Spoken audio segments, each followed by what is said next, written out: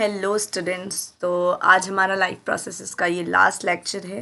इसमें हम हमारा लाइफ प्रोसेसेस चैप्टर एंड करेंगे और नेक्स्ट चैप्टर पे मूव ऑन करेंगे। तो ये जिसका थर्ड पार्ट है, जिस भी स्टूडेंट ने जो आज न्यू है यहाँ पर, उनसे एक रिक्वेस्ट है कि वो इसका पार्ट 2 और पार्ट 1 जाकर देखें, तभी उन्हें पार्ट 3 समझ आएगा। अदरवाइज़ आपको ये चैप्टर समझ में नहीं आएगा ना।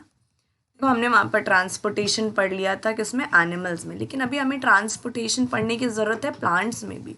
जस्ट लाइक ह्यूमंस में हमें ऑक्सीजन की नीड है, पूरी बॉडी में ट्रांसपोर्ट कराएंगे हम।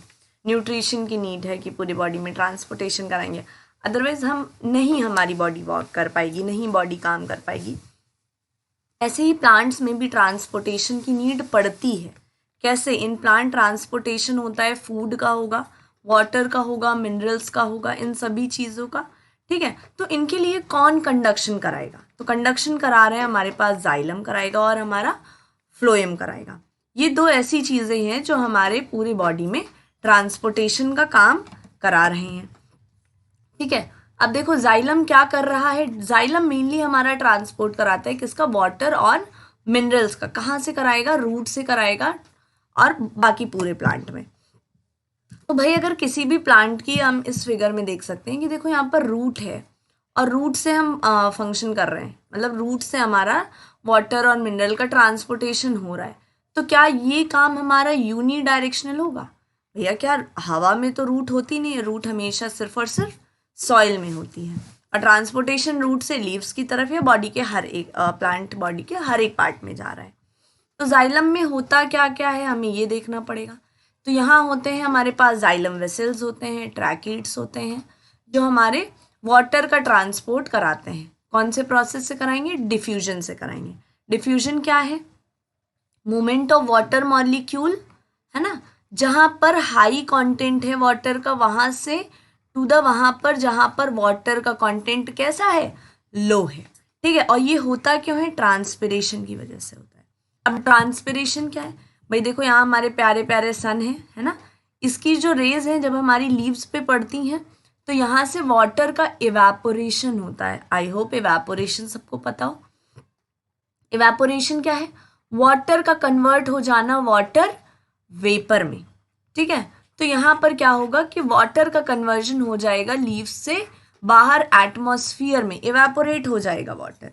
तो इस प्रोसेस को हम ट्रांसपिरेशन कहते हैं। अब भाई क्या होगा? देखो होगा यहाँ पर ये कि यहाँ पर क्या था? वाटर था, यहाँ से वाटर बाहर निकल गया, तो क्या यहाँ वाटर का कंटेंट लो हो गया? हाँ, लो हो गया।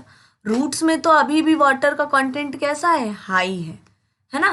तो ये वाटर का कंटेंट हाई टू लो की तरफ मूवमेंट कर जाएगा। आई होप इतना समझ आया हो।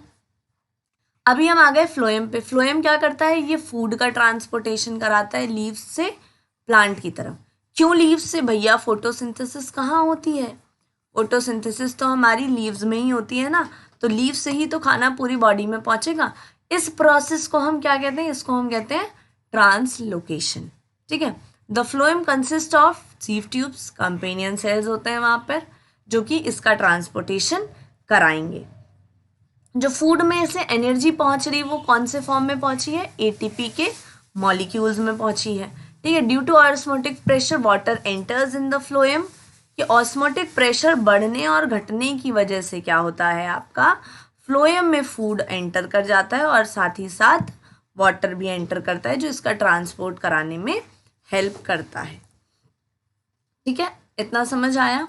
देखो यहाँ पर आपका जाइलम और फ्लोएम का फिगर बना हुआ है। देखो ये आपका फ्लोएम है। ठीक है, फ्लोएम में देखो क्या है? सीव ट्यूब्स हैं, ये साथ में कंपेनियन सेल्स हैं। यहाँ से ही आपका पूरा फूड का ट्रांसपोर्टेशन हो रहा है। ठीक, जाइलम देखो कैसा दिख रहा है आपको? कुछ ऐसा ट्यूबुलर स्ट्रक्चर होता है, इसमें परफोरेशंस होते हैं, मतलब गड्ढे होंगे। गड्ढे होंगे तभी तो कोई चीज़ एक जगह से दूसरी जगह पास हो पाएगी। ठीक है, इसमें कुछ ये ट्रैकाइड्स भी होते हैं और कुछ फाइबर्स होते हैं। फ्लोएम में भी देखो क्या है? कंपेनियन सेल्स हैं और ये भी ट्यूबुलर स्ट्रक्चर है और इसमें भी छेद छेद टाइप के होते हैं जहाँ से आपका फूड का ट्रांसपोर्ट होगा। आई होप इतना समझ में आया हो सबको। अब आता है एक्सक्रीशन, कि भैया हमने खाना खाया, उसका डाइजेशन हो गया, वहाँ से एनर्जी निकाल ली रेस्पिरेशन के थ्रू, उसका ट्रांसपोर्ट करा दिया बॉडी में, है ना। लेकिन कुछ तो हमने ऐसा भी खाया होगा ना जो हमारी बॉडी के लिए नीड नहीं है, या वहाँ से बच जाएगा जो हमारी बॉडी के काम का नहीं है, तो बॉडी क्या करेगी, उसको बाहर निकालेगी। तो ये होता है एक्सक्रीशन। ठीक है, एक्सक्रीशन देखो क्या है, ये एक प्रोसेस है जिसमें हम वेस्ट प्रोडक्ट्स को हमारी बॉडी से निकालते हैं। ठीक, मेटाबॉलिक एक्टिविटीज करते हैं, मतलब जो भी डाइजेशन होना था हो गया, होने के बाद ट्रांसपोर्टेशन हो गया, सब कुछ हो गया, होने के बाद जो चीज़ें बच गई कि हाँ हमारी बॉडी को इसकी नीड नहीं है, तो हमें क्या करना है, हमें उसको बाहर निकालना पड़ेगा। यूनिसेलुलर ऑर्गेनिजम्स कौन से ऑर्गेनिज्म होते हैं, वो जो सिंगल सेल से बने हैं, तो वो अपना वेस्ट प्रोडक्ट कैसे निकालते हैं, डिफ्यूजन के थ्रू निकालते हैं, मतलब अपनी बॉडी से वो सरफेस के थ्रू बाहर कर देंगे। मल्टी सेलुलर ऑर्गेनिजम्स कौन से हैं, जैसे हम लोग ह्यूमंस हैं, प्लांट हैं, कोई भी एनिमल हो गया वो मल्टी सेलुलर है, तो उसके लिए हमारे में स्पेशलाइज्ड ऑर्गन प्रेजेंट होते हैं जो ये काम करेंगे। ठीक है, अब देखो ह्यूमंस की अगर हम एक्सक्रीशन की बात करें तो क्या हमारे पास पेयर ऑफ किडनी प्रेजेंट है एक्सक्रीशन में, पेयर ऑफ यूरेटर्स हैं। यूरेटर क्या है, वो पाइप जिसके थ्रू हम लेके जाएंगे एक्सक्रीशन को। यूरिनरी ब्लैडर, भैया घर में डस्टबिन होता है ना, ऐसा नहीं है हर बार हम जाते हैं कूड़ा फेंकने कहीं और बाहर, घर के बाहर हर बार नहीं जाते ना, हम क्या करते हैं, डस्टबिन होता है, डस्टबिन में भी keep store store store store वहाँ करते गए, और नेक्स्ट डे हम उसको जो भी हमारे वहाँ आते हैं गार्बेज लेने, हम उन्हें दे देते हैं, यही तो होता है। तो यहाँ पर भी ऐसा ही है कि यूरिनरी ब्लैडर में क्या होगा, यूरिन का स्टोरेज होता जाएगा, जब वो फुल हो जाएगा तो वो बाय द यूरेथ्रा हम उसको अपनी बॉडी से बाहर कर देंगे। देखो हर एक किडनी में आपका एक एक्सक्रीटरी यूनिट होता है, जैसे हमने हमारी बॉडी का स्मॉलेस्ट यूनिट क्या पढ़ा, स्मॉलेस्ट यूनिट हमने पढ़ा ना सेल, उसी तरह किडनी का जो स्मॉलेस्ट यूनिट होता है वो होता है आपका नेफ्रॉन। ठीक, यहाँ देखो तुम्हें फ्रंट व्यू दिख रहा होगा, 2 किडनी होती है हमारे पास, 2 यूरेटर दिख गए, एक ये वाला एक ये वाला, उसके बाद हमारा ब्लैडर है, ये देखो एक पाउच लाइक स्ट्रक्चर है जहाँ पर यूरिन फिल रहता है। ठीक, और ये यूरेथ्रा है, यूरेथ्रा क्या हो गया, ओपनिंग जहाँ से आपका यूरिन बाहर आएगा। अच्छा यहाँ पर लिखा है स्फिंक्टर, स्फिंक्टर क्या होता है, डोर, हमारे घर में डोर होता है ना, आना है बाहर जाना है तो हम डोर ओपन करते हैं क्लोज करते हैं, तो यहाँ पर इसका स्फिंक्टर का भी काम यही होता है कि ये जब फुल हो गया तो स्फिंक्टर ओपन हो जाएगा और बाकी यूरिन बाहर निकल जाएगा। जब हमें नहीं ओपन रखना है, मतलब हमें स्टोर करना है यूरिन को, ठीक है, तो हम यहाँ पर इसको बंद रखेंगे, ये वापस फिल हो जाएगा और बाहर हम निकाल देंगे। ठीक, अब देखो ये है हमारी किडनी, है ना, किडनी के ऊपर एक ग्लैंड प्रेजेंट होती है जिसका नाम होता है एड्रिनल ग्लैंड। किडनी में देखो जो अंदर का पोर्शन होता है इसको हम मेडुला कहते हैं, यहाँ देखो ये बाहर का हिस्सा है, इसको कॉर्टेक्स कहते हैं। यहाँ पर वो पोर्शन जहाँ सारा ही किडनी का एक पाइप में आके मिल रहा है उसको हम रीनल पेल्विस कहते हैं। ठीक, वो वेन जो लेके आएगी, मतलब जो वेस्ट प्रोडक्ट हमें लाना है वो रीनल वेन हो गई, रीनल आर्टरी। जहाँ पर भी रीनल वर्ड आए तो आपको समझना है कि वो किडनी से ही रिलेटेड होगा।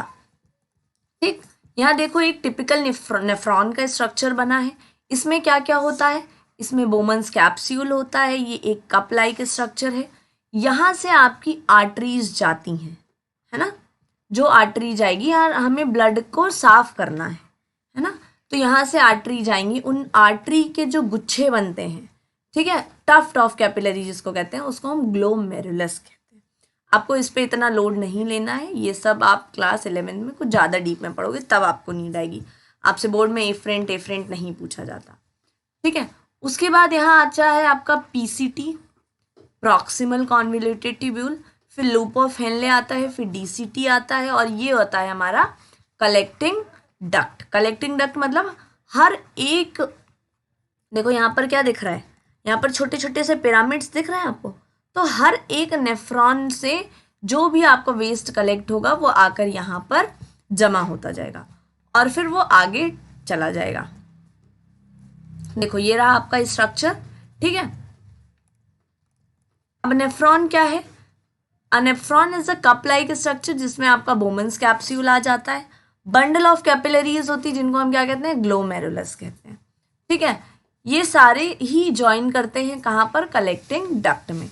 रीनल आर्टरी क्या करती है, brings the nitrogenous waste like ammonia, urea, uric acid, urine along with the excess water, salt etc. कि आर्टरी क्या कर रही है कि ब्लड को लेके आ रही है, कौन सा ब्लड जिसमें नाइट्रोजनस वेस्ट प्रेजेंट है, अमोनिया है, यूरिया है, यूरिक एसिड है, इन सबको ला रही, बट क्या साथ में उसके कुछ एक्सेस वाटर भी आ रहा है, सॉल्ट भी आ रहा है, जो हाँ हमारी बॉडी के लिए यूज में है। तो क्या करेंगे, इसको हम फिल्टर करा लेंगे। वाटर और सॉल्ट का हम रीअब्जॉर्प्शन करा लेते हैं। कहाँ कराते हैं रीअब्जॉर्प्शन? Loop of Henle. क्या हमने इस इमेज में देखा कि यहाँ पर देखो आर्टरी वापस नीचे जा रही हैं, वेन्स वापस नीचे जा रही हैं। तो क्यों जा रही हैं? क्योंकि यहाँ पर हमें जो एक्सेस वाटर गया है, एक्सेस सॉल्ट्स गए हैं, उनको वापस रिस्टोर हमें कराना है। ठीक, अब क्या हुआ कि भैया यूरिनरी ब्लैडर में जाके यूरिन स्टोर हो गया, और जब हमें उसका फुल हो गया है तो उसको हम बाहर निकालेंगे यूरेथ्रा के थ्रू, जिसको हम यूरिन कहते हैं। यूजफुल कुछ प्रोडक्ट होते हैं जैसे अमाइनो एसिड, ग्लूकोज, सॉल्ट्स, इसको हम रीअब्जॉर्ब करा लेते हैं। ठीक है, समझ आया? आई होप तुम्हें ह्यूमन वाला समझ आया। कोई डाउट है तो तुम पूछ सकते हो, हम कमेंट में आंसर कर देंगे। ठीक है, उसके बाद है एक्सक्रीशन इन प्लांट। प्लांट में क्या हो रहा है? प्लांट में देखो गैशियस वेस्ट होता है। गैशियस वेस्ट कैसे? ऑक्सीजन, कार्बन डाइऑक्साइड, भाई हमारे में भी तो वेस्ट है, कार्बन डाइऑक्साइड वेस्ट ही तो है, जिसको हम ब्रीदिंग के थ्रू बाहर निकाल रहे हैं। ठीक है, तो वो भी यही कर रहा है कि फोटोसिंथेसिस में उसने जिसका यूज़ करना था कर लिया, जो नहीं है वो बाहर निकाल दिया। कहाँ से? स्टोमेटा से निकाला।